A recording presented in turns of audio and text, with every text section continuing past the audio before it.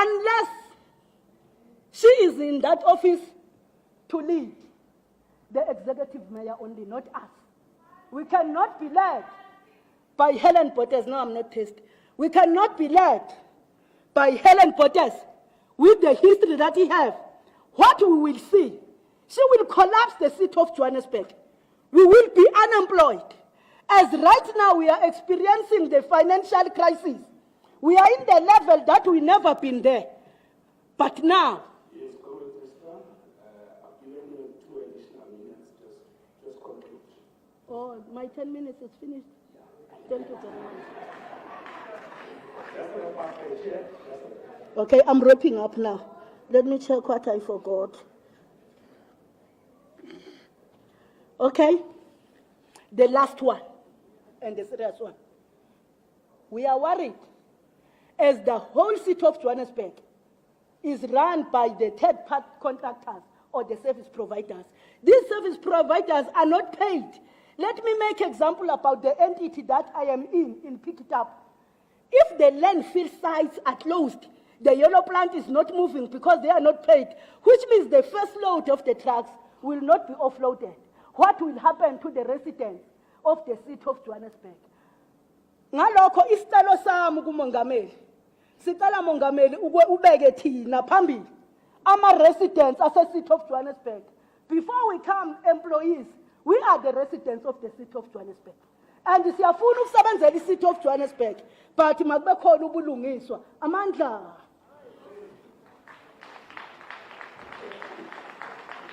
Thank you very much. Let's thank the original chair of SAMU committee. At this point, let's, without very much ado, call the representative of IMATU. I have here, okay, the name they gave us is Mr. Kitsoneku, but let's allow you to address us. You can proceed. Are you switching the program around? No, we were on the labor stakeholders, so we are done with SAMU. Now we're going to the independent municipal elite, and then I try to use the mic. Sorry about that, apologies. So, Mr. Soneku, 10 minutes. Thank you very much. Let's put our hands together to welcome. Good afternoon, President. Where's IMATU? We share very much the same sentiment as SAMBU on specific issues around the city. We are very fortunate, and President, I must say, in the last week or so, we've been able to, for the first time in 3 years, actually meet with our acting municipal manager. And I do thank him for meeting us. However, he has extended an invitation that we will be meeting him very soon from now again to ensure that there is action or that there are meetings taking place between IMATU, SAMBU, and the leadership of the city.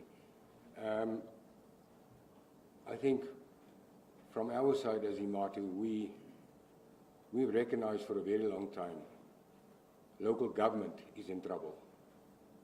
And we at our recent Congress took a decision, and we are going around the country as the leadership of IMATU with the theme of let's get local government working. So we are propagating to our members throughout the country that let's get local government working. We know there's a crisis what's happening in local government. We work there. We are part of local government. And that's why we're addressing local government and our members very specifically. We need to get local government working. Thank you very much, President.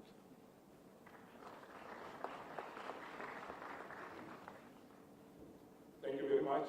Let's put our hands to thank him again. Now, at this point, we are done with the labor stakeholders, and then we go into the business stakeholders. And at this point, let's welcome the representative of Josie, Ms. Pia Swanepoel. Over to you. Let's welcome you to the podium.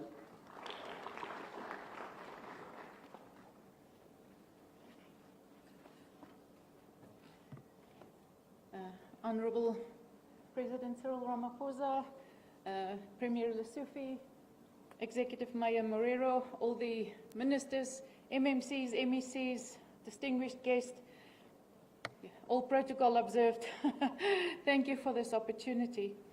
I'm honoured to stand here before you guys as the CEO of Josie My Josie, an organisation deeply committed towards the revitalisation of Johannesburg in collaboration with others. Some information about Josie My Josie, Mr. President. We are not just another marketing campaign. We are a movement for the people, by the people, rooted in actions, big and small, towards creating a city that we can all proudly call Josie My Josie.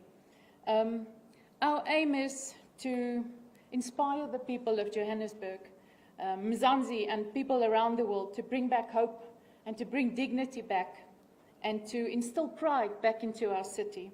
And to do this, we needed to create a movement, not a project where somebody does something, we cut a ribbon, and 3 months later it's not there again. We need to create a movement for everybody to join the movement for the right reasons, as active citizens, as passionate people about the state of our city, our province and our country, to step up and do something to save the city and our country. Our strategy has always been to focus on 6 work streams. There's 6 things that we focus on. First and foremost, it is the safety and security, environment, issues that we face in the city. It is, from a social perspective, looking at the destitute and the homeless people. We're looking at bringing communities together through sports, arts, culture, tourism. We're focusing on education. We're focusing on the G20 a lot about traffic revitalization. And everything that we do, all the processes and projects that we implement and pushing as part of Josie My Josie initiatives, is to look at bringing investment back into the city of Joburg, to establish businesses and to make sure that there's job creation for the people of Johannesburg. We are a coalition of the willing. Josie My Josie was established because of a collaboration between Anglo-American, Standard Bank, Wits University, Nando's, IQ Business, to name but a few. A collaboration that the private sector decided, let's work together with the city, let's collaborate with the city and do our part to be the active citizens and be that missing piece of the puzzle so that we can make our city and our country work again. I think through Business Unity South Africa, Business for South Africa, that has already been established on a national basis. Now we're bringing it down to local so that we can help fix our cities. Currently, we're more than 150 companies who signed up and supports Josie My Josie with skills, with resources, with funding for us to be able to do projects together with the city, together with the province, to make Johannesburg a city that we can all be proud of. We started Josie My Josie long before rumours of the G20 surfaced, so we're not here to put a band-aid on problems. We are here to fix it sustainably, make sure that the projects and the solutions that we put in place is resilient and that it outlives us so that it's available for the next generation that needs to stay in Johannesburg. We work very closely with our Josie My Josie chapter that we've established in Soweto. So we're not only focusing on the city of Johannesburg, the inner city, we're focusing on Soweto as well. We've established a youth chapter, working very closely with the students, the SRC of both WITS and UJ, and engaging with schools as well in the inner city as well as Soweto, making sure that everybody has the same opportunities to be the valued future of our country that they deserve to be, that everybody has the same opportunities and exposure that they actually deserve. We have done a couple of successful projects in 2024. I think, Premier, you mentioned I'm like a bad cold. I don't go away. I keep on coming back. It's because we are passionate about our city. It's about passionate seeing our city, Gauteng, and the country work. The projects that we've delivered, and thank you again to the Executive Mayor and the City of Johannesburg for collaborating and cooperating with us. We fixed the Nelson Mandela Bridge that was in a state of disrepair for a long time. So together with the cooperation of the city, we replaced the glass panels that was vandalized. We replaced all of the color lights on the bridge so that the Nelson Mandela Bridge can shine as a beacon of hope for the residents of Johannesburg, but also for the rest of the country, that the lights are going on. We have successfully installed and replaced street lights, current street lights, with solar lights, doing our part for sustainable development, green energy, and also making it possible to reduce the load on the grid so that our city can be lit from a safety and security perspective. Johannesburg and Ellis Park, hosted the big game between the Springboks and the All Blacks in August last year, which was a rerun of the World Cup. Ellis Park struggled to sell their tickets. They struggled to get the stadium full of spectators because of the perceived state of our city. That was the first time, I think, in a very, very long time, where the private sector and the public sector took hands to say, we're going to do this together, we're going to change this precinct, we're going to make sure this is a world-class event. The whole precinct around Ellis Park was upgraded, lights were replaced with solar lights, road surfaces were fixed, security was put in place, the gardens were fixed up. We put up a brilliant world-class event, and with 68,000 people eventually attending that game, not one incident of crime, not one. That is the power of collaboration. So, Mr. President, Mr. Premier, Mr. Mayor, that is what I want to put on the table. Let's continue. Let's reduce the red tape. Let's reduce bureaucracy and get the projects on the go. From the private sector side and all of our major sponsors that I've mentioned, all 150 of them are ready to help you guys to get through the next period, not just focusing on the G20, but focusing on the future of our city to get it in the right place. We have got big plans for 2025. Our steering committee and our board is representative of all the different stakeholders today in the room. They've approved the projects that we want to do. It is now up to the city and to Gauteng to work with us or allow us to do some of the projects. We have very strict governance around us as the private sector, you can imagine. All of the partners that we have behind us, there's very strict governance rules that we need to adhere to. There's laws that we need to be adhering to in terms of transparency, etc., who we can work with, who we cannot work with. The same on the side of the city and of the province and obviously the government. There's governance rules everywhere, but let's see where we can meet each other to make sure that we can do this together and change our city, revitalize it, and working with and involve everybody that wants to make a difference. Let's include them. There's a wise saying, and I'm going to conclude with this. There's a saying, and one of our founding members, Robert Brosen from Nando's, he has a saying that goes like, if it's not us, who's going to do this? And if it's not now, then when are we going to do this? So please let us do it together. Let's do it now. Let's do it sustainably. Let's do it right the first time and make sure we leave a legacy for the next generation, that we are not the ones that they blame for the state of the city. Thank you very much. Thank you very much. Thanks a lot. Thank you. At this point, we're proceeding with the business stakeholders, and I'm glad to call a representative of Johannesburg Chamber of Commerce and Industry. According to the program, it's represented by Ms. Karen. Sorry? No? It's the Youth Chamber of Commerce and Industry person. Sorry, apologies. Youth Chamber of Can I Commerce. just ask that when names of representatives are changed, we'll be notified so that we can acknowledge people properly. Apologies. Thank you. I'm going to introduce myself. My name is Denise Rapidzi. I am the CEO of the Youth Chamber of Commerce and Industry in South Africa. All protocol observed. Hi, Mr. President. So I'm going to start with who are we as the Youth Chamber of Commerce and Industry.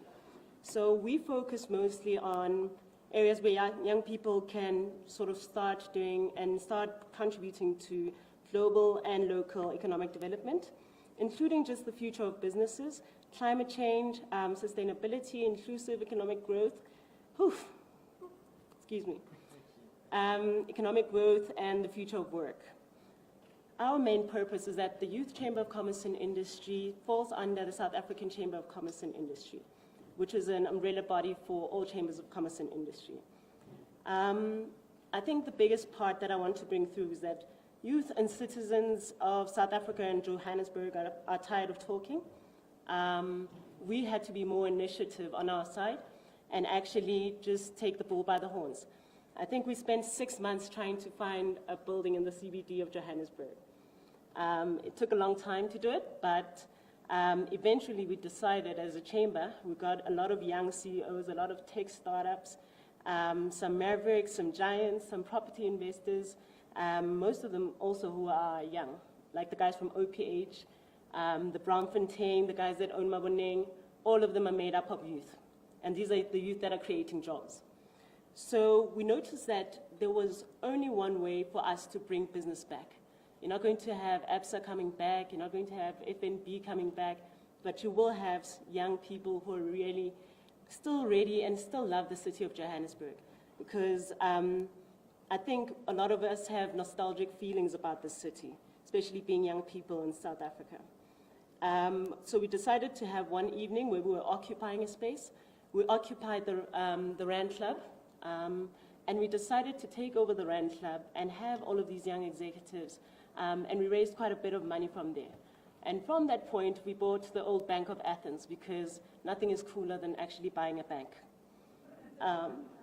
And so the bank sits just behind the EFF building in the CBD on Marshall Street.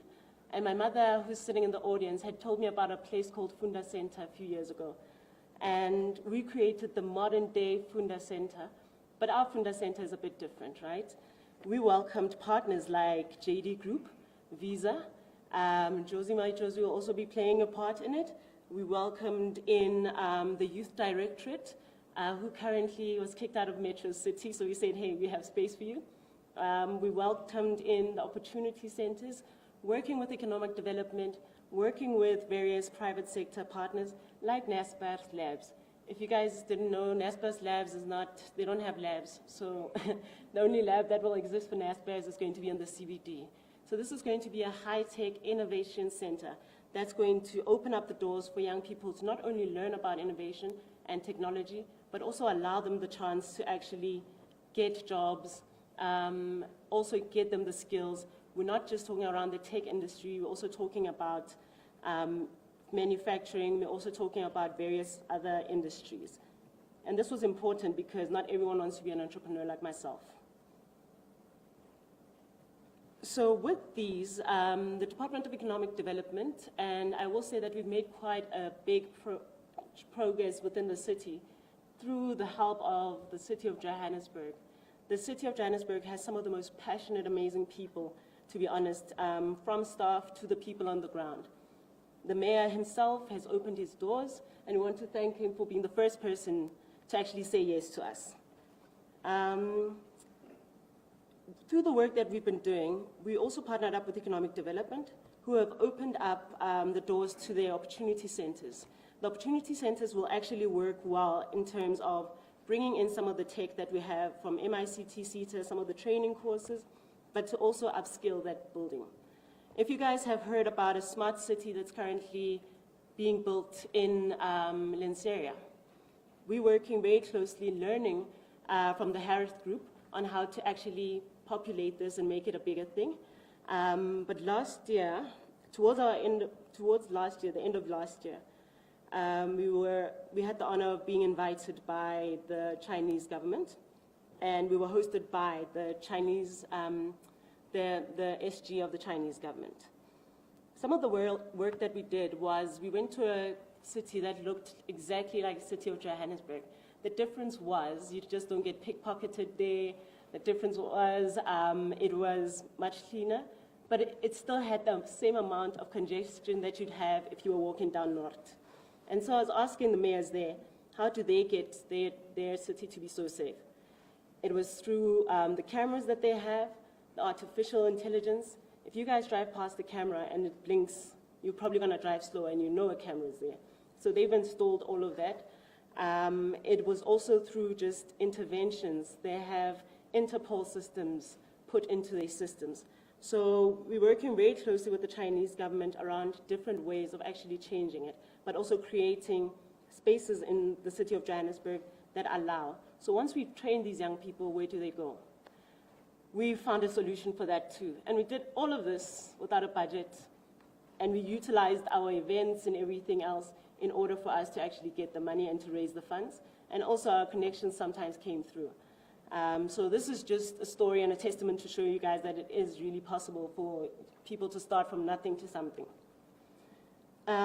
We then brought in, so with the Chinese government, we partnering with the likes of China Energy, China Construction, and in the CBD, we're currently looking at some of the portfolio of buildings.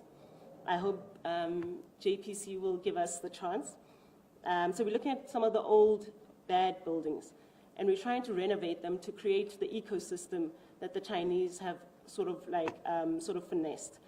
They have created an ecosystem where we train, people need a place to go to. But we needed, before we build these things, we needed to find partners that are already doing the work.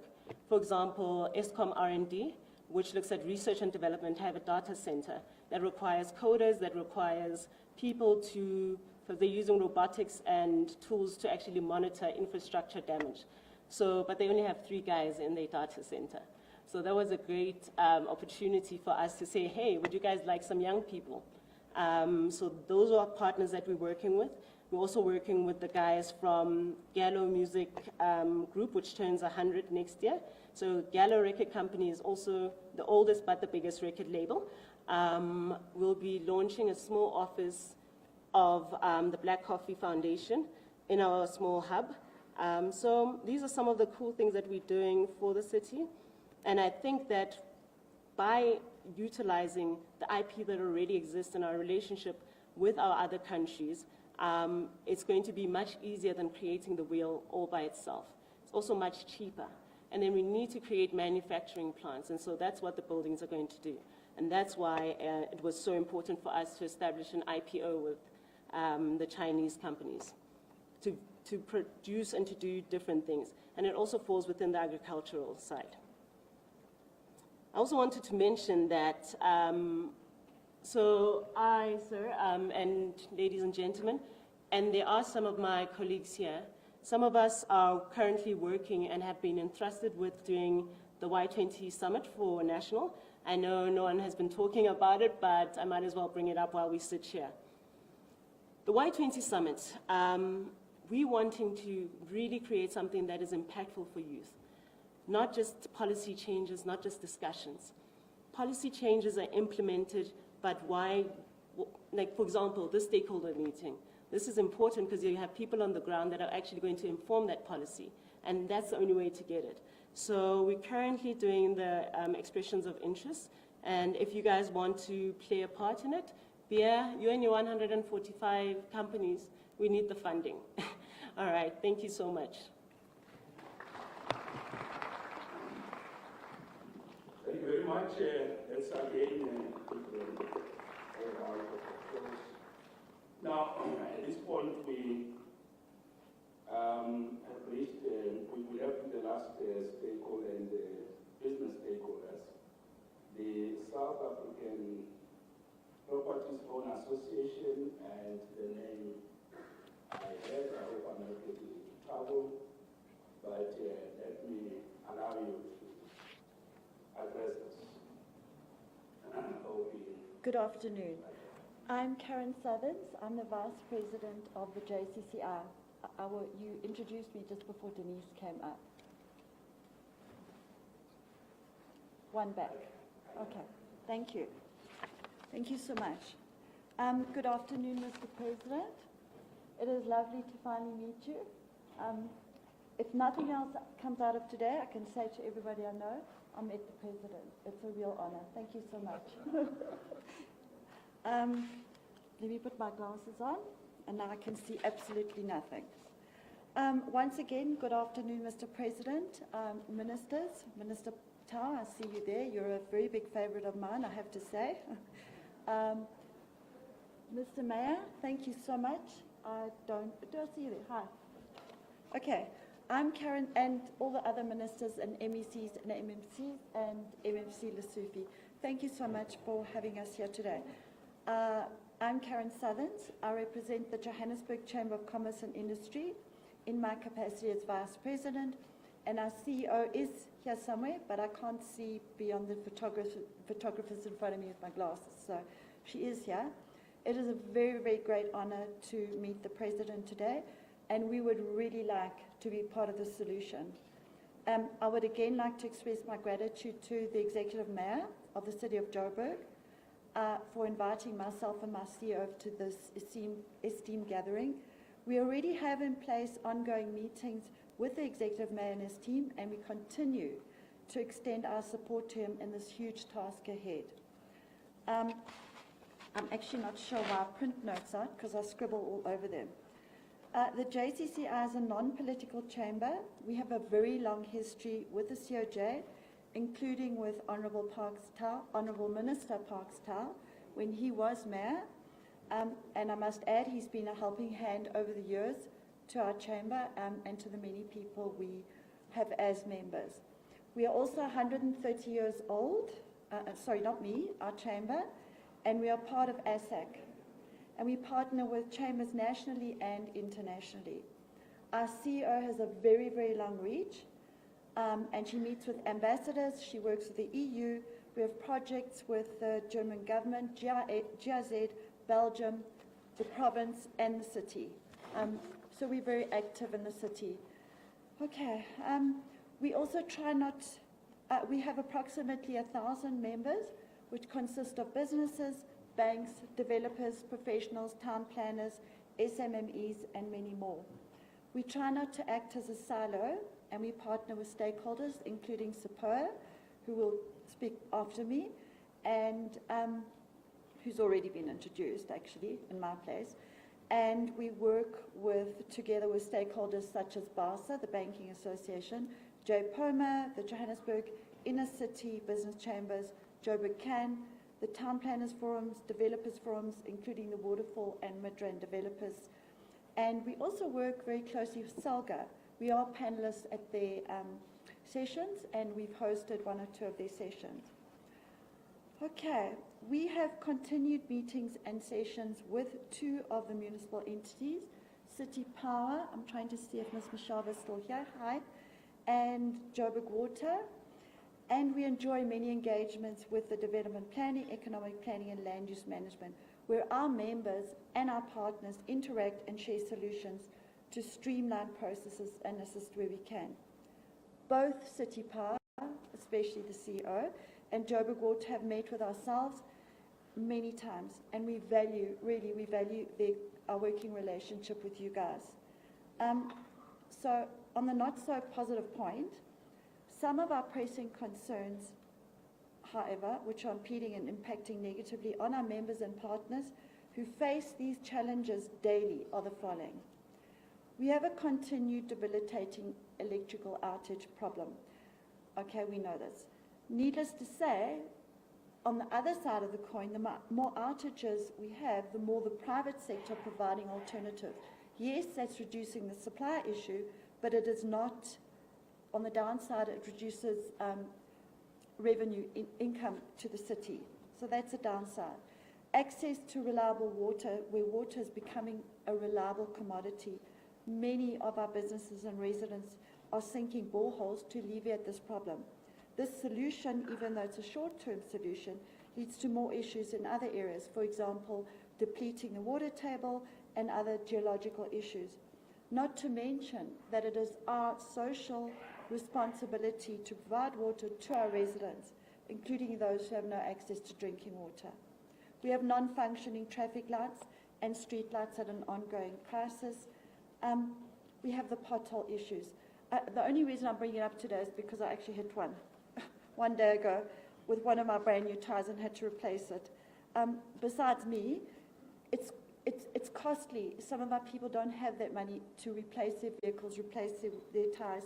It's a danger to our members, to our residents. who either stuck on the side of the road waiting for somebody to come and help them, or even worse, they end up in car accidents. Cleanliness and sanitation within our city. We have workers that work for the businesses that we act for, that are part of our chamber, the areas within the CBD, while these people are living in conditions that, well, that we cannot even begin to imagine. An issue that came up last week, actually, a problem within the city, not related to you, Mr. President, was that the deeds register in Johannesburg closed because of problems with their labourers, with their staff, which were safety concerns. This is a huge impact again on our businesses and on our property sector. The city have appointed an acting city manager. Please, whoever the permanent position is offered to, we desperately require and need a skilled and transparent person to manage and address the above crisis. We cannot continue, as somebody said just before me, with the coming and the going of city managers and mayors.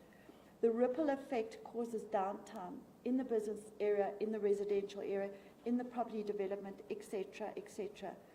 And we're losing confidence. Please, so, Mr. Mayor, please don't go anywhere right now. Given these challenges, I must inquire how the city plans to address and prioritize the critical issues, and if there's a timeline for implementing solutions. The private sector would like and wants to collaborate with governance to effectively tackle these ongoing problems and improve the city. Some of our suggestions are: could the recent past budget be reviewed to allow for funds to be allocated to the municipal entities to enable them to not only build the very needed infrastructure, but to fix and maintain the failing infrastructure? We need skilled workers to enable the teams to be able to go out and deal with the many, many calls that they are experiencing daily. If policies would allow for the reinvestment of bulk contributions into infrastructure development where construction is underway, this would encourage new development and bring revenue to the relevant municipal entities, enabling them to build infrastructure, and it would also stimulate job creation. We anticipate thousands of international guests for the G20 summit. To avoid our guests experiencing our daily challenges, we would like to formalize our task team to work with the city and even beyond the G20. It would be beneficial to identify opportunities for cooperation between the city and the private sector to enhance Johannesburg, to make our city great again. We have at hand, we have skills, we have the want to, we have willing partners, we have our own partners. Everybody is willing to come hands on deck to fix our wonderful city. Sadly, we are seeing our businesses, residents, professionals and developers emigrating to other provinces due to the declining infrastructure. This impacts on job creation, which affects business in our city. We, as a business sector, would like a clear and actionable roadmap from the city detailing opportunities for cooperation and to remove the barriers to enable us to work together. Your guidance, Mr. President, would help us reassure our members and partners that there are steps being taken at the highest level to resolve our current crisis. Business needs to know that the city has a plan to address and prioritize this and what the timeline is, especially as we want to keep the G20 in our wonderful city. In short, how can we, as the private sector, collaborate more with yourselves to effectively tackle the crisis that we are in and improve our city? We would like to put a working group together that would work with the higher-ranking officials and include stakeholders on the plans going forward for the G20 summit and beyond. With your blessing, Mr. President, I believe we could make a big difference. Thank you all, and thank you, Mr. President. It's a great honor to meet you. Thank you so much. Thank you, Ms. Karen Starkins.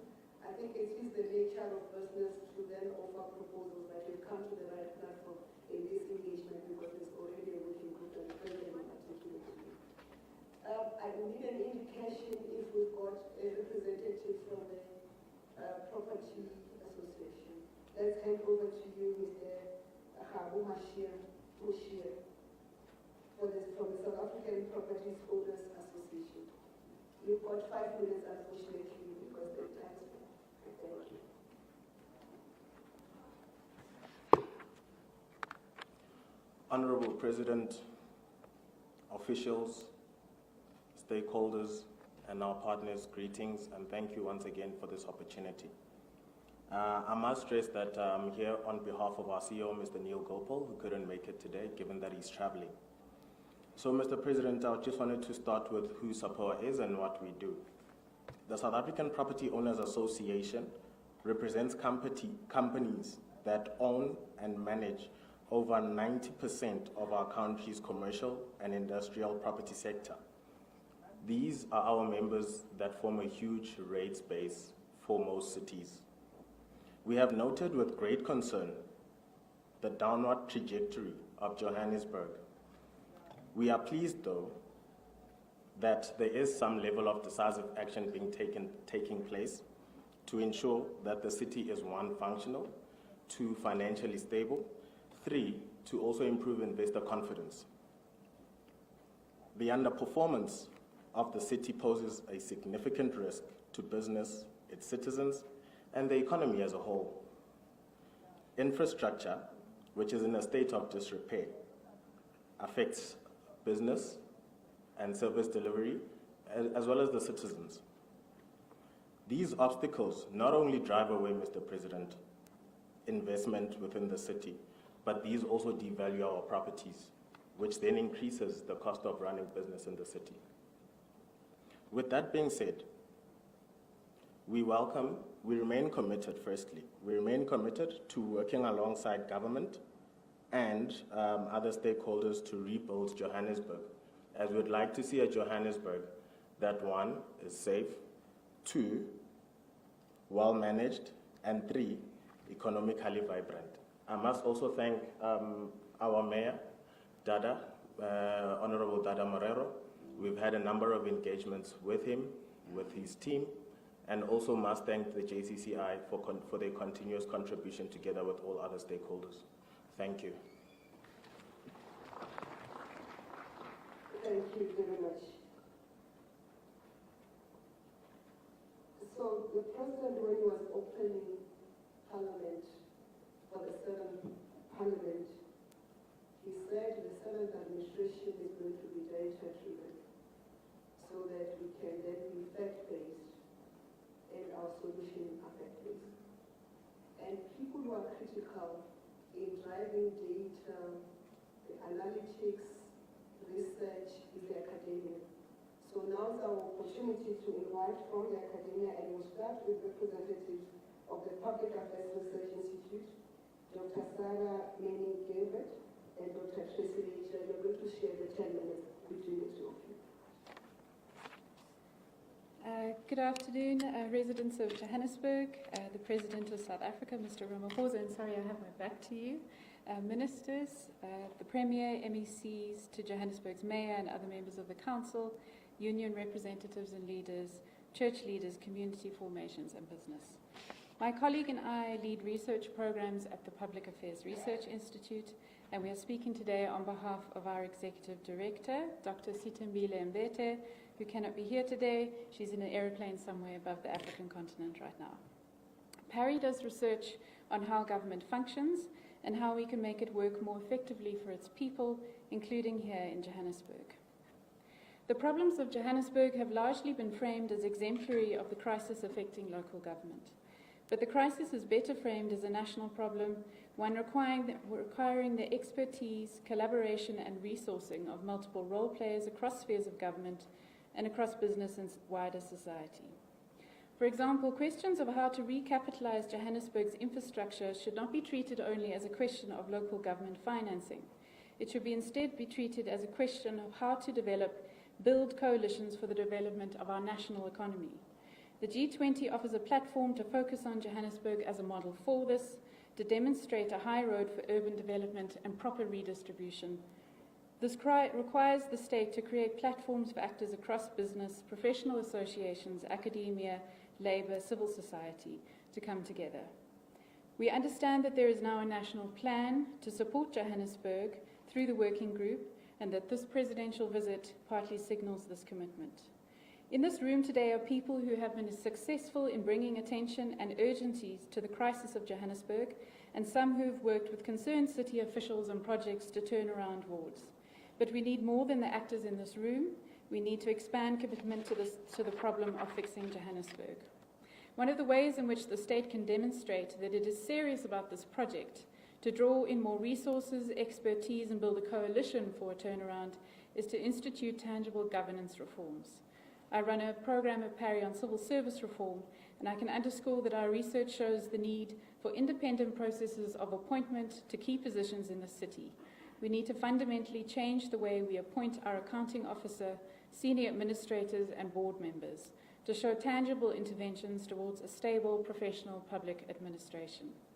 The expedient, short-termist, and volatile nature of our coalition politics and its tendency to carve up the city into clientelist fiefdoms is having impacts on city administration and the economy that is fundamentally unsustainable. It carries serious national risk, and it is also literally leading to death. Our research on coalition government that we're currently exploring at the moment, you can draw a direct line from the instability in coalition politics through to contract management, through to the failure in emergency services, through to the death of people in fires in Johannesburg. To get these governance reforms in motion, we cannot rely on the usual approach where national departments develop regulations for municipalities across the country, they are left to implement them, and central institutions check compliance. Accountability through after-the-fact reporting has reached its limits in the face of systemic corruption in South Africa. Nor can we rely on national interventions as usual that do some restructuring of utilities or other but leave the governance environment untouched. So we need a collaborative, and we suggest strategic and incremental approach to reform, drawing lessons from some successful Section 139 interventions, from the turnarounds that we have achieved in some of the SOEs, including under your leadership, Mr. President. This model could start its journey in Johannesburg. Build confidence in the model here. We can use the district development model to support this coalition in Johannesburg, but we must go beyond it too, experimenting with new tools for cooperation of actors across spheres of government, across society. And business and those of us with expertise to lend must show a commitment not only to the narrow and immediate demands of enhanced infrastructure for business or for fixing middle-class wards. This commitment must be to proper services and infrastructure for low-income communities in our cities. If we're to show the value of this model, it must put this urgent priority at the centre. Water infrastructure is an essential focal point for this project, and we do not suggest that this project starts all at once. I'm now going to hand over to my colleague Tracy Ledger, who's working on water, electricity and food systems reform, to say more about the question of water infrastructure. Good afternoon, everyone. Our main research focus and our main concern is the ways in which city policies are in fact undermining the national poverty reduction and inequality reduction strategies. In many ways, the city of Joburg has failed to be a developmental state and is engaged in making the lives of the poor in the city even worse than they are already. One good example of this is the implementation of the free basic services policy. Every year in the national budget, funding is allocated to indigent households for a package of free basic services that is worth 567 Rand a month, which is a significant amount of money to a poor household. If a household doesn't receive those services, they have to pay for it out of their own pockets. And our research and other institutes show quite clearly that the main item that is sacrificed in the payment for these services is food. So when people have to pay for free basic services that they should be getting out of the National Treasury allocation, it directly exacerbates food insecurity and child malnutrition in the city. Last year, the city got funding to provide that package of free basic services to 1.1 million households. It actually provides those services to less than 100,000 households. So there are 1 million households in the city that should be getting 567 Rand a month worth of free basic services. Some of them do still get the free basic water, but none of them get the free basic electricity. which means that they have to pay for those services because the city has knowingly taken that money into general revenue instead of using it to support the poorest and most vulnerable households in the city.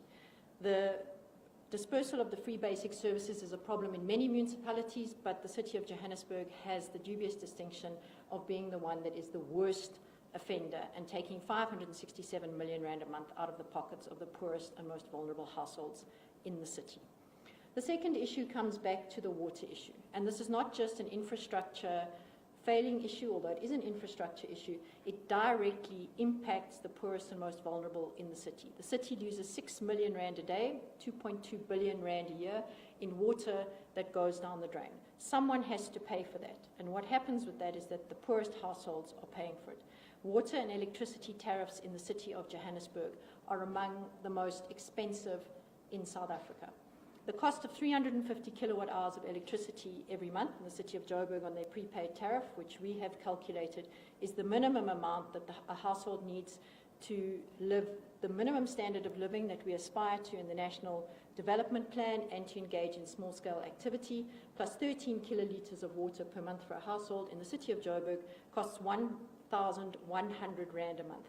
That is more than double the childcare grant, and it is a quarter of the minimum monthly maximum household wage. So what we are seeing is that one part of the state is trying to improve people's lives through things like childcare grants, SRD grants, pensions and other grants and free basic. And what is happening is that people are using that money to pay the city of Joburg for substandard services. Poor households are the most affected by outages in water and electricity because they don't have the resources to make an alternative plan. So I think we need to look at the infrastructure issues and the failures of the city to fund infrastructure maintenance, not just as infrastructure issues, but as issues that are directly exacerbating poverty and inequality in the city. That 2.2 billion rand that the city is paying to Rand Water for water that goes down the drain could be a good foundation for a different kind of public-private partnership to start fixing South Africa's infrastructure and making sure that the people who need services the most are actually getting them. Thank you. Thank you very much, Dr. Tracy Major and Dr. Sarah Menigite. We'll now invite Mr. Kendall Mahamatu from the University of the Witwatersrand.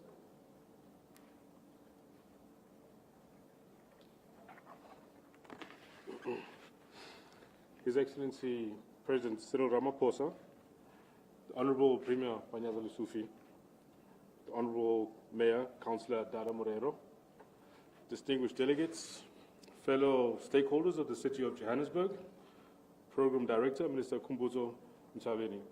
Thank you. Good afternoon. My name is Kendall Makhamati. I'm responsible for strategic engagements, partnerships and strategic projects in the Office of the Vice-Chancellor of the University of the Witwatersrand.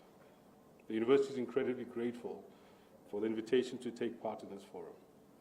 I also wish to tender apologies on behalf of Deputy Vice-Chancellor Professor Ian Jandrell, who was the intended representative of the university, but is unable to attend due to pressing matters that require his personal attention. The relationship between Wits University and the City of Johannesburg is deeply rooted in history and shared destiny. Our origins trace back to a mining school transported from Kimberley to the burgeoning goldfields of Joburg, a move that cemented the university's role as a cornerstone of knowledge creation and innovation in the city.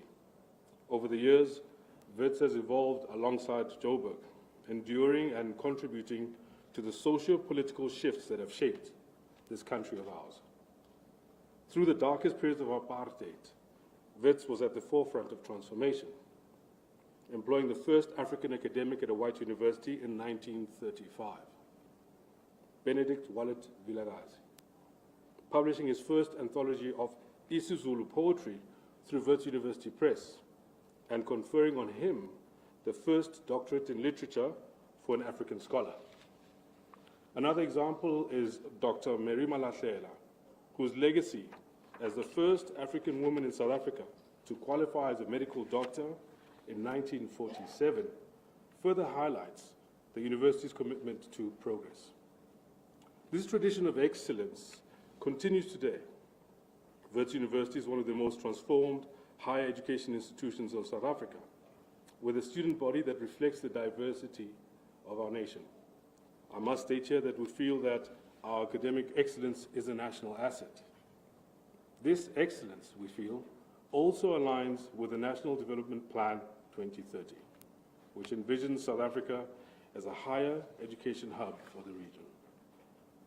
Beyond producing leaders, Wits plays a pivotal role in addressing societal challenges through cost-cutting edge research and innovation. Our academics are globally recognized in fields such as astronomy, virology, paleosciences, and politics. Embedded as we are in the fabric of this city, we are deeply invested in Joburg's future, as evidenced by our engagement in urban safety, digital connectivity, and healthcare. Our collaboration with JMPD ensures rapid security responses for our community, a partnership we appreciate and wish to strengthen further. The city's progress is critical to us because it's tied to ours, as we want to see the city move forward. However, the reality outside our campus boundaries presents serious concerns. A recent survey revealed that while the great majority of our staff feel safe on campus, safety is a concern outside of it. Issues such as broken traffic lights, uprooted pavements, missing manhole covers, litter in the streets, uncut grass, and general lawlessness undermine Joburg's status as a world-class African city. Water outages affect over 30,000 students at a time, and in May last year we had to cough up money to spend on diesel due to unscheduled power cuts, a problem that all of us have faced at some time or another. These are not just inconvenient, though. They disrupt our core academic mission and compromise Joburg's ability to attract and retain talent. We recognize that the city faces complex governance and service delivery challenges. However, inconsistent and disjointed engagements, as well as the loss of institutional memory within city management, has made it difficult to find sustainable solutions. We urge the city to work with us in a structured, long-term manner to address these challenges collaboratively. That said, there are successful models of partnership that we have that can be built upon. The city facilitated our access to 36 public libraries, where in partnership with Tenet, we've enabled Wi-Fi access for students and academics. We have invested in Joburg's healthcare infrastructure, building the burns unit at Chris Hani Baragwanath Hospital, and this with private funding from a donor. And also, we've also provided world-class dental facilities in Zola at the community clinic there. We're now working with Charlotte Maxeke Hospital to rebuild the dental hospital. That in itself a massive feat and an initiative that will expand access to critical oral healthcare services. We do appreciate the city's approval of traffic calming zones around our campus, a crucial step towards ensuring the safety of students, staff, and visitors.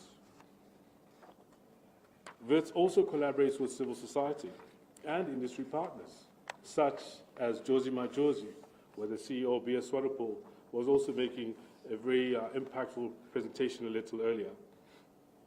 And Josie Majosi is taking over where the city cannot deliver. And they've made significant strides in a short time to bring together business, civil society, and academia to revitalize and reclaim this dynamic and beautiful city of ours. We remain keen to engage in broader initiatives, including Joburg's role in the G20. Joburg is the economic heart of South Africa, and Wits is a national treasure at its center. If Joburg is to fulfill its potential as a city where people can live, work, and play in safety and prosperity, collaboration is not optional. It is imperative. The key lies in structured, sustained engagement between the university, the city, and the province. However, engagement alone is not enough. All stakeholders must also be responsive and action-oriented, ensuring that commitments translate into tangible improvements. Wits University stands ready to be a partner in shaping a future where Joburg is not only a world-class African city in name, but in reality. I thank you.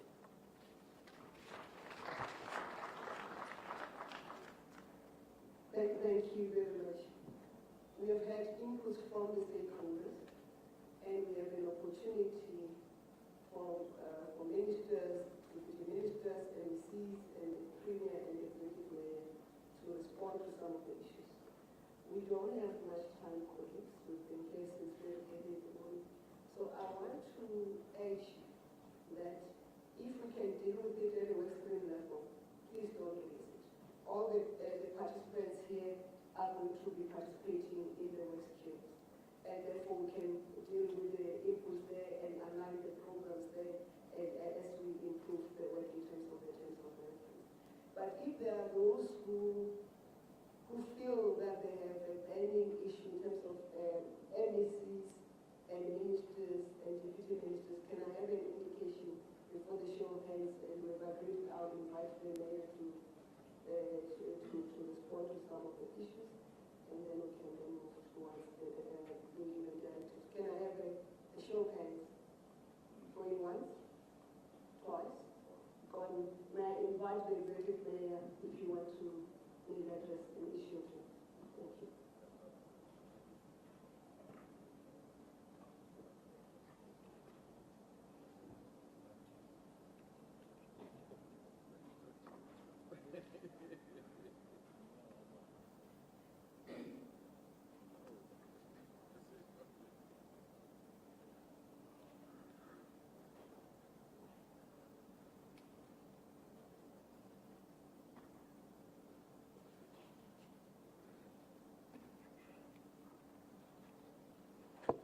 Thank you, Chairperson of the session, and greetings once more.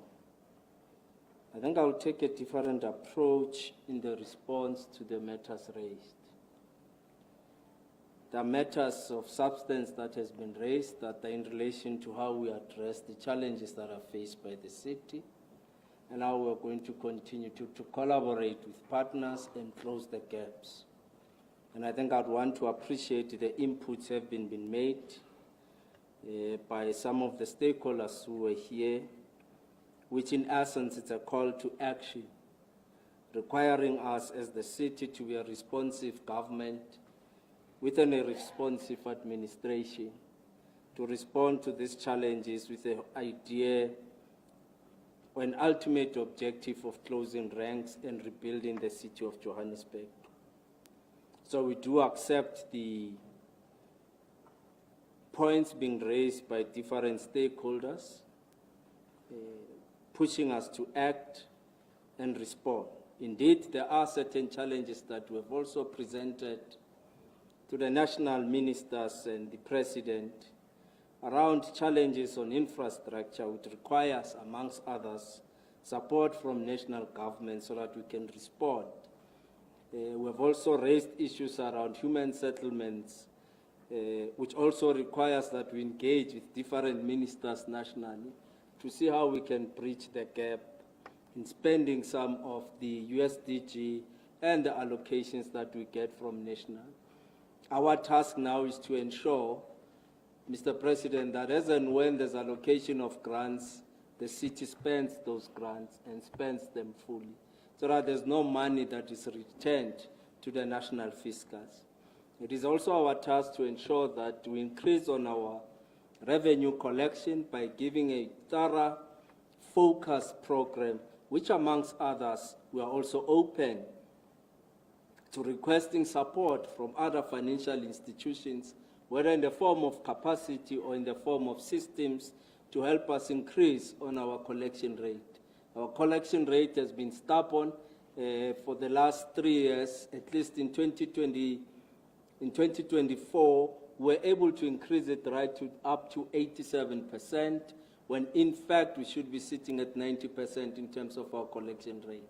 The last 2 months of January, February, we have dropped to just around 82%, which requires therefore a focused program to increase our collection rate. We've got the potential to increase it to just around 6.2 billion on a month-to-month basis.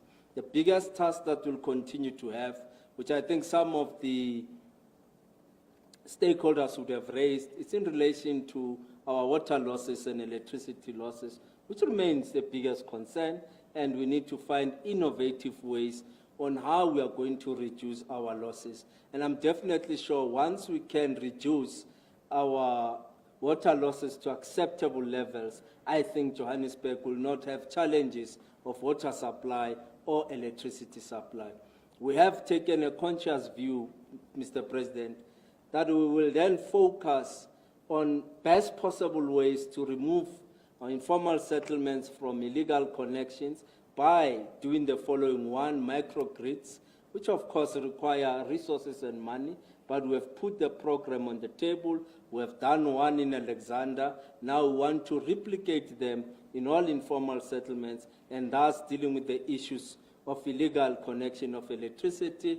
And two, we are looking at other options in terms of creating water supply to be based there right at the informal settlement, and we can control the supply of water in those informal settlements. We do accept indeed that there were recommendations made by the Gauteng Commission. In January, I was called to appear by the Gauteng Commission because there were reports that were outstanding from our side as the City of Johannesburg that we have not been able to comply. We went through a process, and last week already our city manager had to go and respond and give reports as required by the Gauteng Commission. In fact, we are responding to the Gauteng Commission contrary to other views that would have been presented. Strengthening of IGR has been presented. In fact, we have been lucky. Since we took over last year, we've had quite a consistent IGR with the MEC of corporate Cocta in the province, and we've also had an IGR consistently with the Minister of Water. We've had consistent IGR with the MEC of Finance to ensure that critical issues are resolved through IGR, which also led to us engaging with the Minister of Electricity as a result of the dispute between the city and Eskom around electricity bills, and that IGR process yielded some results, and we are now finding each other with Eskom. We continue to engage with the South African Police Service. After having signed a contract with the Minister of Police, we have conducted at least 2 joint raids in Johannesburg with the SAPS, focusing in the inner city areas of Hillbrow, Ward 123, so that we can respond to the levels of crime. And we continue to do our best, and we're lucky just 2 days before we're able to pounce on buildings where drugs were found. In fact, our JMPD did their work, and we continue to do so. However, we still need more support from our own communities to help us to strengthen our efforts in as far as crime is concerned. Yes, the service charter, as proposed by the Johannesburg Alliance, I believe is an important aspect. But however, we need to note that we have always had a service charter on how we deliver on our services, what are our turnaround times, and all those things, what are our KPIs and targets. All what we need to do is to declare the service charter with all our stakeholders so that they are aware of what our turnaround times are and what we have committed to. We normally publish those as we publish our IDP. I think it's just time to strengthen our relationship with some of the stakeholders who might not necessarily be closer to the work that we are doing in the city. Improve on accountability, and I think that's the commitment we have made, President, and we are not going to stop. We will explain other logical things in terms of some issues raised by labor, especially around how we use USDGs, how we use BFIs. So I think it's a matter of giving thorough explanation and outline it proper to labor so that there's a clear understanding of what actually happens. But there's a matter of concern that was raised by labor, that there's duplication of jobs, something that I think as the leadership we need to focus on it once we leave this meeting to understand exactly what does it mean that there's duplication of jobs. And of course, part of what we've been trying to do as we do our annual budgets, is to reduce on contracted services so that we can reduce our spending on contracted services. I think I've responded to the key issues, Mr. President. We are dealing with hijacked buildings in the inner city. We are dealing with bad buildings. We started the project on the 19th of February. Now what we are looking at is partners that will come on board to say we are ready to invest in the buildings that we are clearing. Some of the property owners have come to us to say we want to partner with you. We had buildings in the inner city that were hijacked. Now that we are putting this project together, we are ready to renovate our own buildings and business can come back into the inner city. We appreciate the work that the JCCI has also been doing with us to try and turn around investments into the city and bring more investments. We have to resolve the water problem. We have to resolve it so that we can stimulate economic growth and attract investments once more. Mr. President, I almost said Comrade President. Comrade President, as I conclude, we have concluded an important project to unlock the investment in Lanseria Smart City. In this week, myself, the CEO of Water, and investors in Lanseria have agreed to outline and unlock the wastewater treatment plant in Lanseria. And we believe it's only through unlocking that that we'll be able to unlock investments in Lanseria. Thank you, Chair. Thank you, Mr. President. I made one mistake. When he was welcoming us, Executive Mayor indicated he's the #1 resident of the city of Johannesburg. And he forgot the #1 citizen of the Republic of South Africa. So he doesn't take precedence over him. And as we appreciate the interactions, I'd like to hand over to yourself, Your Excellency, Mr. President, to then give us directives as we launch this presidential Johannesburg working group. And you send us to our stations to do the work that is necessary.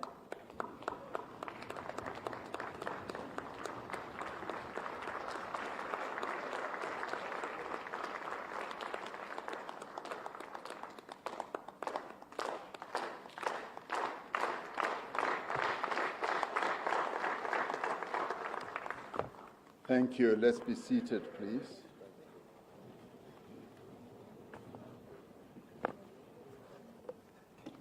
Thank you, Program Director, Minister Kumbuzo Nchaweni,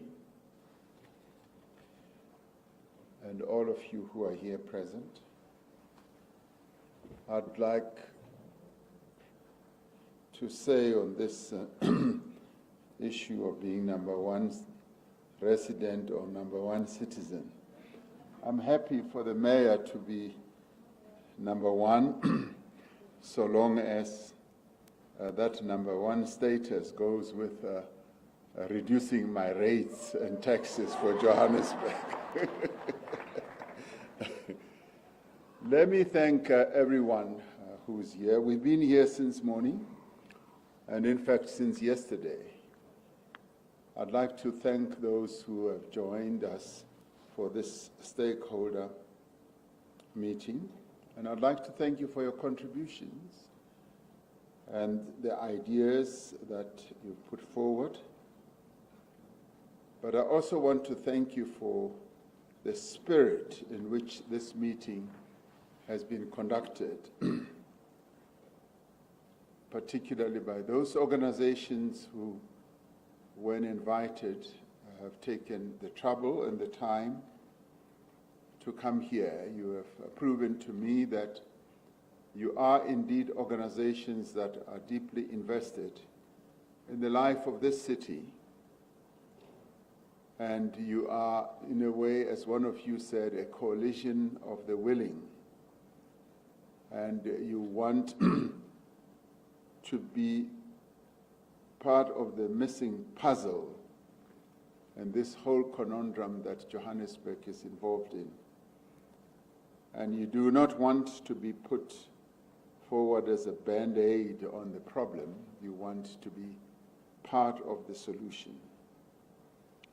And I want to thank the mayor and indeed my office for having amassed the whole gallery of organizations that are here, representing the various formations of civil society, ranging from young people to business, to academia, and we would have had religious as well, and trade unions. That, to me, represents the full galaxy of organizations, and indeed government as well.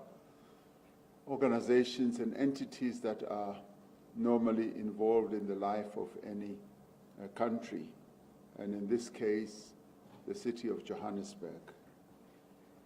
And all of you who spoke this afternoon demonstrated a great deal of passion, but you also represented or demonstrated concerns, and some, a little bit of anger, which you expressed, and some came forward with very practical solutions and ideas, and some of you demonstrated how much work you've been doing, from either recalibrating the Mandela Bridge and also enhancing collaboration and discussion and debate and putting people together to discuss the challenges that this city is facing. So that for me is really heartwarming. And it's heartwarming because all of you have shown that collaboration is a really powerful instrument. And it is the reason why you are all here. And you are here because you want to be part of what we do to address what Johannesburg is going through. Today is a truly momentous day, a day in which we actually consolidate what has been done before. It's not the first time that we're bringing people together to talk about the challenges that Johannesburg is facing. It has been done, but today we're doing it with greater effectiveness because we brought all the levels of government, national, provincial, local, as well as all other stakeholders that matter in the life of Johannesburg. So today we've heard your concerns and the proposals that you've put forward to improve not only service delivery, but also how we can drive inclusive growth here in Johannesburg. Now, as a resident of Johannesburg myself, I do share the concerns that have been expressed about the deterioration of the city, the services, and the infrastructure. Over the last 2 days, members of the National Executive of the country have engaged the leadership of Gauteng, as well as the leadership of Johannesburg, the city, on the key challenges that are facing our city and our province, and finding ways of doing what needs to be done to address these challenges. I must say that we are committed to ensuring that through cooperation among the three spheres of government, we will urgently attend to the challenges. We may well have said so in the past, but the enormity of the challenges and the problem compels us to now say we are going to redouble our efforts. Because Johannesburg is a special place. And earlier I said, Johannesburg is too big to fail, and we're not going to allow it to fail. We're going to work hard to restore Johannesburg to its old glory. We're going to work hard to ensure that its neighborhoods and townships are restored to what they should be and development does take place. We want also the rich history of this town, this city, to be restored. It's been a city of struggle, it's been a city of great progress that has been seen, but it has now become stuck in a rut, and we now need to boost Johannesburg and take it out of the rut it is in. And we have a number of positives that we can rely on. Johannesburg's diversity has always been its greatest strength. From Lenasia to Alexandra, from Parkhurst to El Dorado Park, this city espouses unity in diversity. In the democratic period, Johannesburg has become one of the foremost cultural, political, and economic centers in our country. It is therefore vital for the country's future that Johannesburg should be restored to its former glory. And perhaps its new glory, because it needs to go beyond its former self, and it needs to be a modern Johannesburg that responds to the times that we live in. The Government of National Unity has prioritized reaching a higher percentage of growth than where we are, to create the jobs that South Africa needs. Our metropolitan areas are obviously going to be critical to drive this growth. Metros can only play this vital role if they grow economically, and in the end, they have citizens living in them who are thriving, who are economically progressing, and if they live also in safe areas where there is good transport, good infrastructure, and that enables them to have better lives. For South Africa to thrive, Johannesburg must lead in a number of areas. It must lead in good governance, in service delivery, and also in economic growth and job creation. I've heard today how the ongoing disruptions in water and in electricity provision are making the lives of residents very difficult. I've also heard how deteriorating road infrastructure, not only heard but also experienced it myself, how the potholes that are littered all over our streets and roads, how our bridges that are unsafe, how our dysfunctional street lights are making life difficult for the residents of this city. We are equally concerned about the closure of public facilities like the Johannesburg Library, where I used to study, but also where I used to go and borrow books as a young man. The Johannesburg Art Gallery and the Metro Center are also in decline, but I also had some good news. The mayor told me that the Johannesburg Library should be opening later this month or early next month. That's good news. Unfinished and delayed infrastructure projects, including Rea Vaya bus stations and the refurbishment of Lillian Ngoyi Street, must be prioritized. We also share the sentiment that there needs to be a collaborative focus on rejuvenating the inner city of Johannesburg and the city's townships. I related earlier, and I will not repeat it, how driving through the streets of Johannesburg, I became more and more disheartened by the state of the city. Through the Department of cooperative governance, national treasury, and provincial government, we are supporting the city of Johannesburg to stabilize its governance and financial affairs.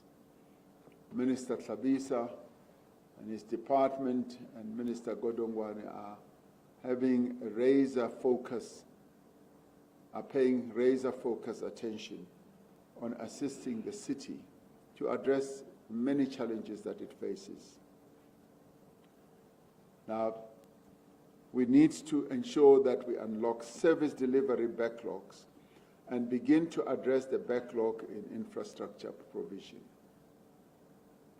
I must say that I was very disturbed when I heard Dr. Ledger talking about how the money that we allocate for supporting indigent families, about 560 rand per month, to assist them with water and electricity, is only allocated to 100,000 households when we have budgeted for 1,100,000.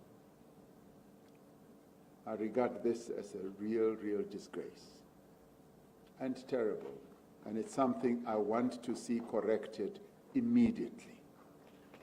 That must happen. We allocate 70 billion rand a year for supporting indigent families throughout the country. And to have Johannesburg utilizing the money that is allocated to 1 million households and utilize it for general operation costs is something that's unacceptable. That money that is allocated to support indigent families is precisely the money that we want to see reducing the cost of living of the poor. That money belongs to the poor of this city and must go to that purpose. I will be paying closer attention to what happens to the money that is allocated to the indigent people in our country. A year ago, I announced the establishment of a presidential working group in eThekwini, which brought together government, a number of key stakeholders, as in business, organized labor, and civil society. Like Johannesburg, eThekwini was facing similar issues related to water disruptions, crime and governance challenges, and financial mismanagement. The model that we piloted in eThekwini has shown good progress, resulting in a steady improvement in business and societal confidence in eThekwini. A number of people experienced how eThekwini, Durban particularly, has improved during the holidays when they thronged to Durban, which used to be the real mecca of tourism in our country, and where this time round they were able to see visions of how Durban is being rebuilt and being reconstructed. Our learnings in eThekwini make us confident that this is the correct model to address Johannesburg's many challenges. What we did in eThekwini is putting the district development model into practice.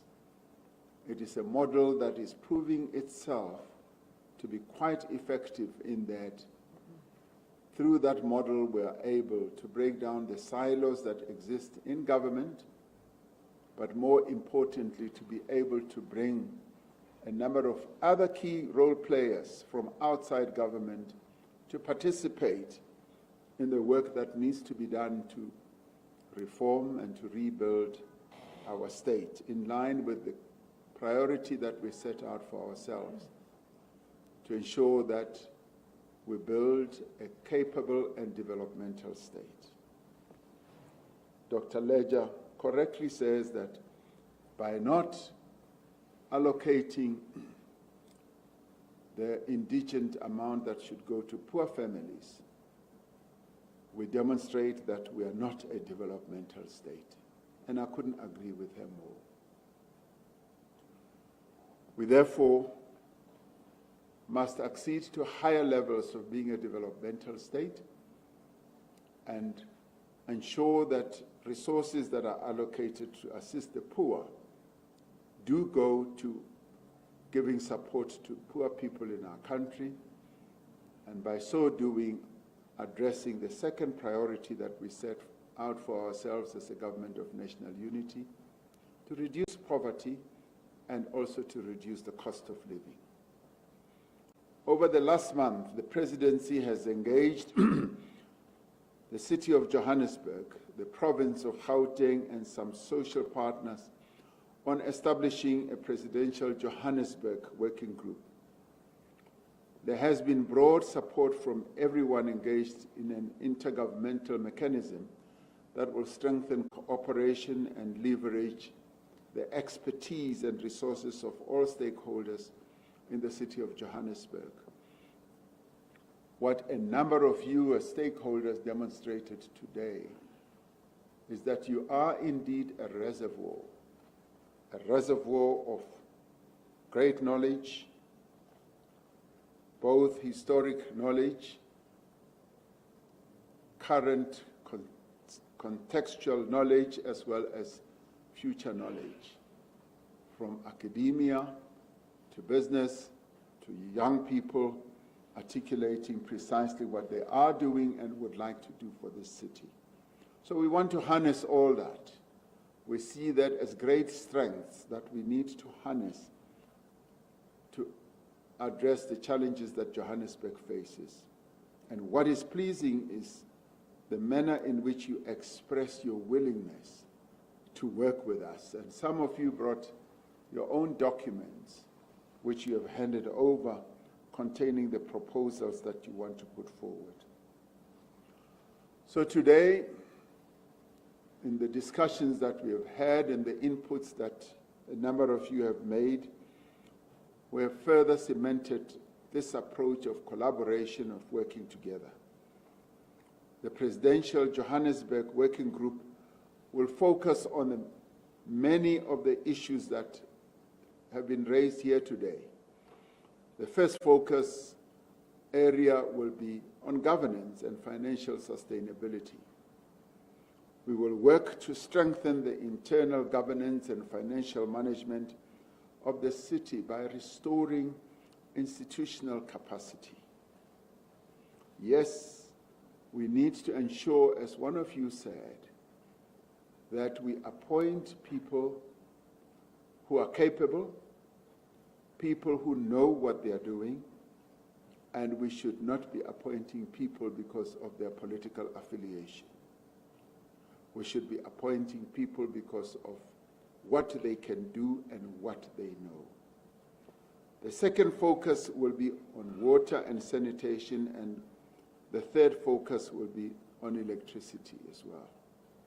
We will work to stabilize critical infrastructure by improving, yes, maintenance, increasing funding, and focusing on the whole value chain. Earlier, we also spoke about how we can crowd in the private sector and how we can ensure that the private sector does indeed play a critical role in helping to finance a number of projects that this city needs to embark upon. The fourth area of focus will be on public spaces and beautifying our city. We need to make this city beautiful so that it does not only become a concrete jungle.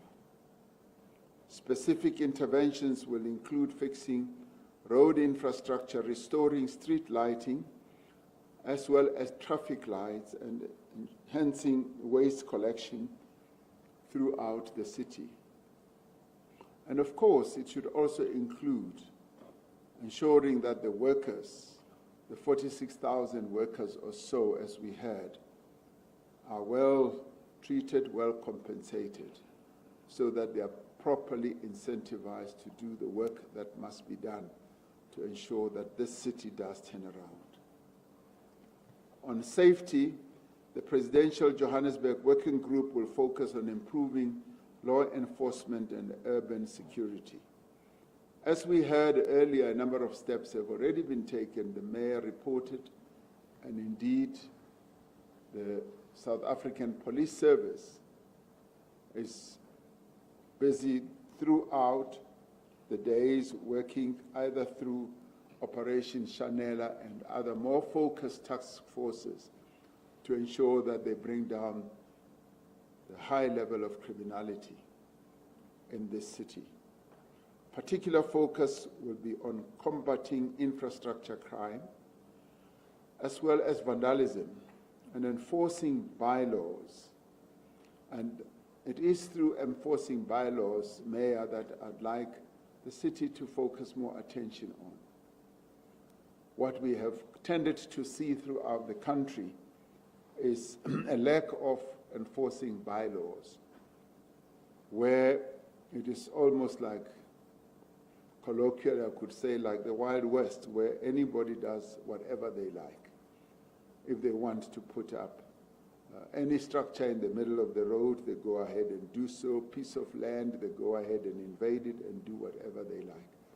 Would like the bylaws to be enforced. Minister Tlhabisa is in the process of concluding his report on an issue that beset us just last year, when a number of children died through the sale of unsafe foodstuffs in the various shopping outlets, spaza shops and otherwise. And we found that a number of them do not observe either health laws or regulations or bylaws.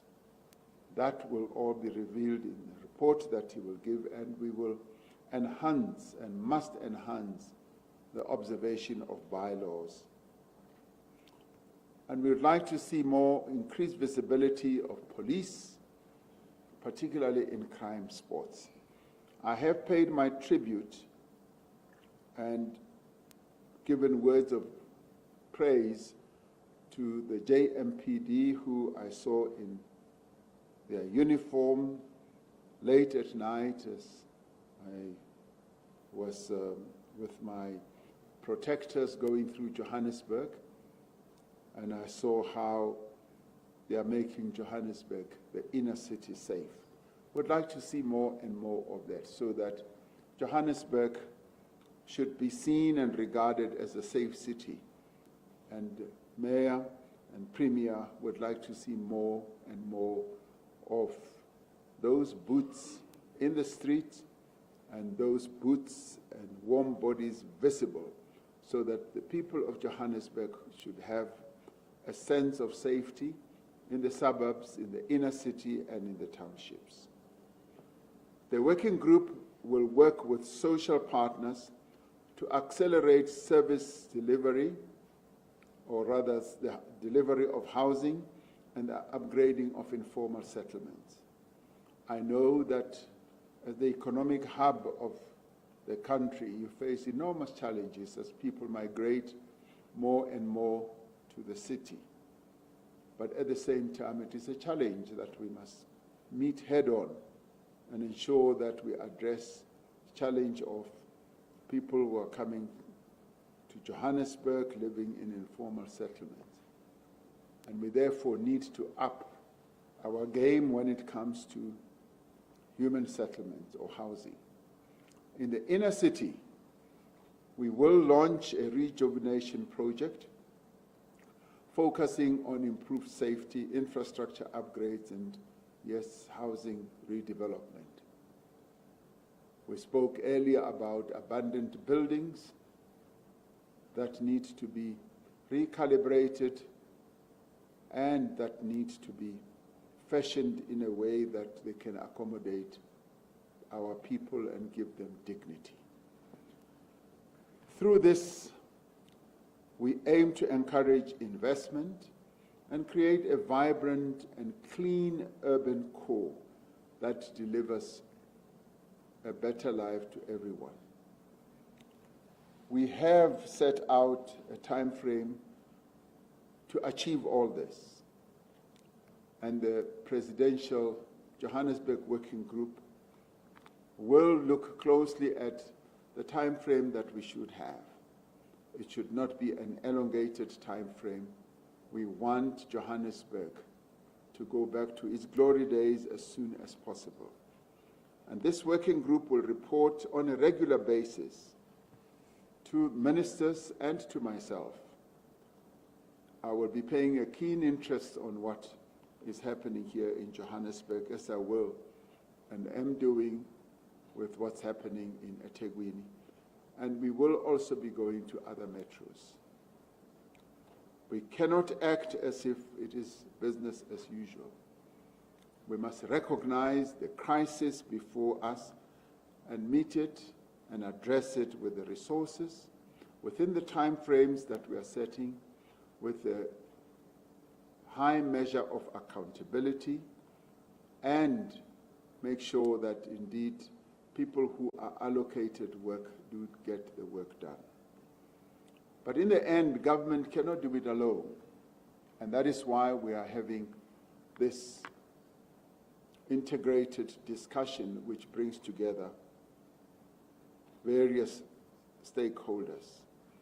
The involvement of broader stakeholders in the working group will not only hold us collectively accountable to the targets that we set, but will accelerate our efforts. We have seen it in eThekwini, and we have seen how it boosts confidence and energizes people, including in labor, including in the private sector, as people see that progress is being engendered in what we are seeking to do to improve our people's lives and to also grow our economy. In the coming weeks, my team will be engaging business, labor and civil society, and academia regarding their respective roles in the Presidential Johannesburg Working Group. So all of you as entities who stood up here to speak, you will be part of this. And the roles that you will play will be clearly delineated.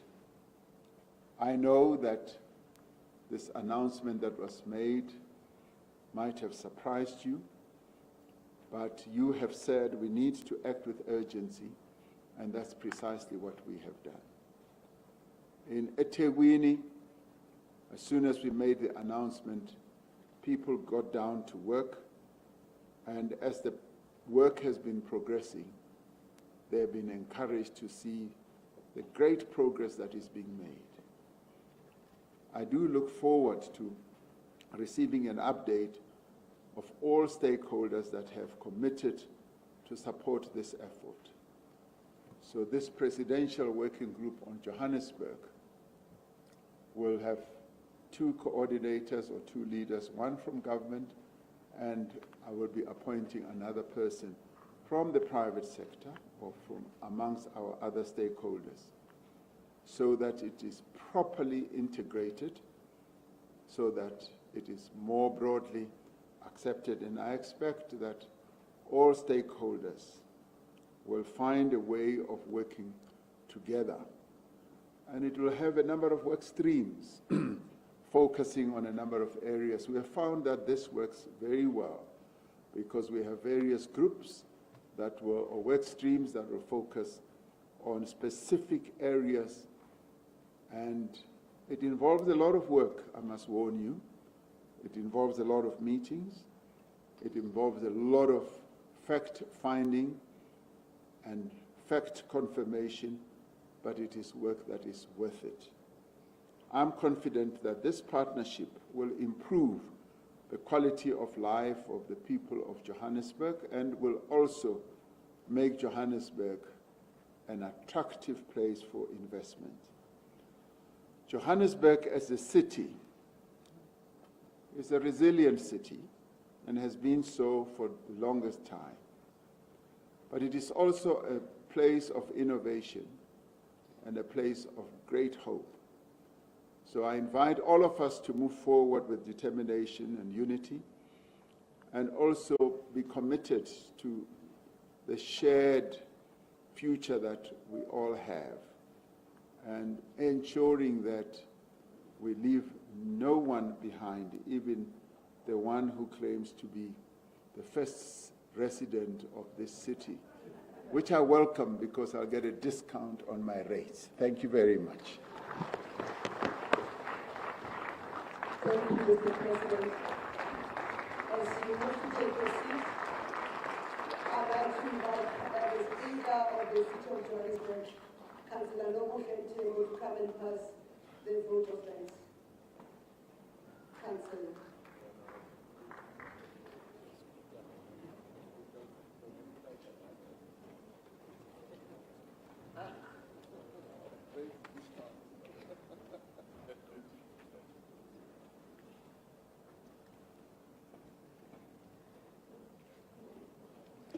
Thank you, Program Director.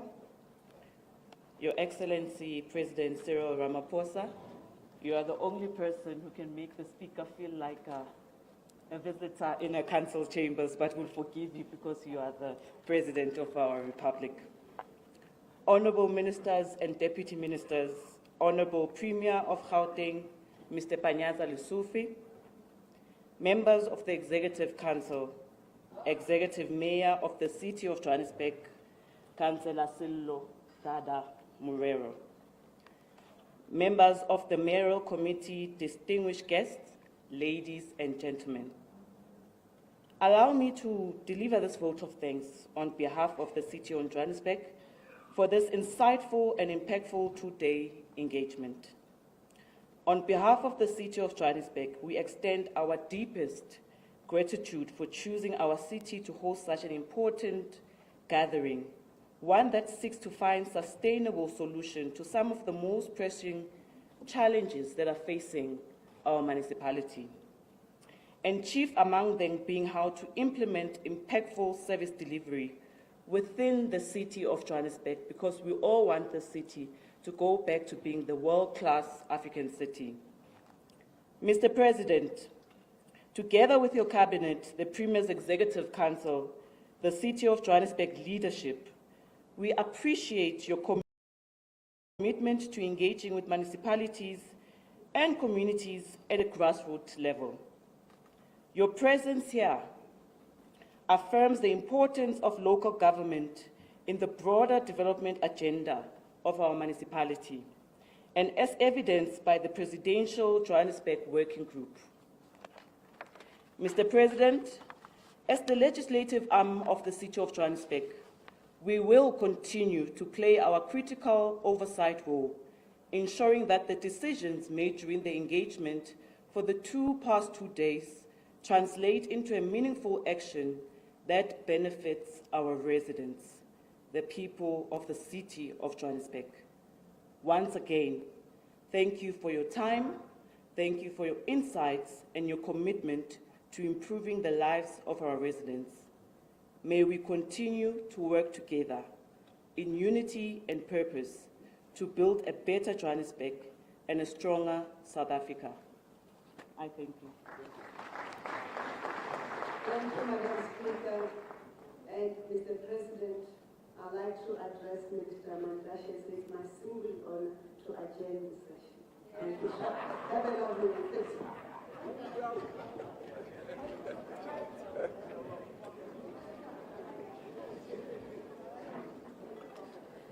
The meeting is adjourned.